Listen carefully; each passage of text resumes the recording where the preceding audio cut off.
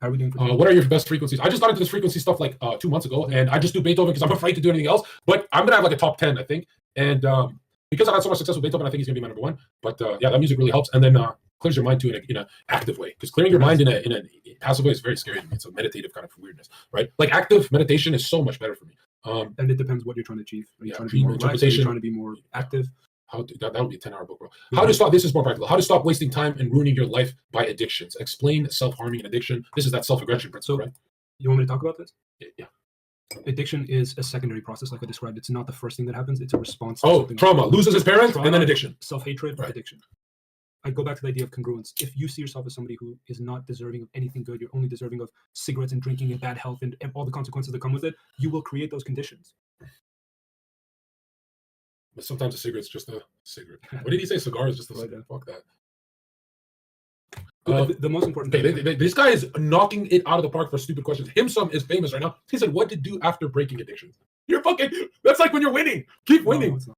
What do you mean? There's a process. Do you break a pattern? Do you know what a dry drunk is?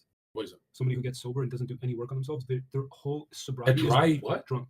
What is that? Somebody who's sober, but they haven't worked on anything to address their addiction. So they just walk around the house? Their whole existence is on resisting the alcohol. That is worse than actually doing alcohol. To. Oh, okay, go into that one. Yeah, so that's extremely dangerous, right? Because you cannot create a fulfilling sense of sobriety.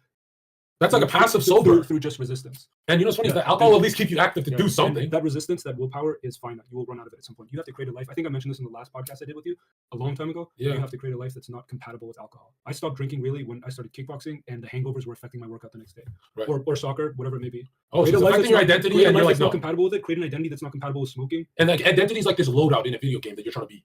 And identity is the most important aspect of psychology and counseling. Tattoo that to your psyche. Identity is number one. The game is about I swear, I tried cognitive behavioral therapy. I tried psychodynamic. I tried object relations, psychoanalytic, like full on. Oh, there's different versions of this stuff? There's different types of psychology. I tried humanistic approaches. Everything comes back to identity. It's shocking. When my fiance is also a therapist. When we both came 33 life path therapist.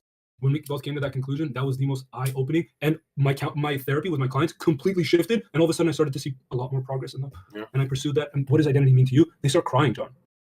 I've never had a sense of identity. It's either about reintegrating identity. Yo, fuck! I still remember when I quit something that was ruining my life, bodybuilding. I still remember when I quit. So that means quitting 4 hours of the gym a day plus dieting, right? So when I quit bodybuilding, I was doing 4 to 5 hours plus socializing at the gym, 5 hours a day plus the dieting, and then talking about it, blah blah blah, and then being around those types of people.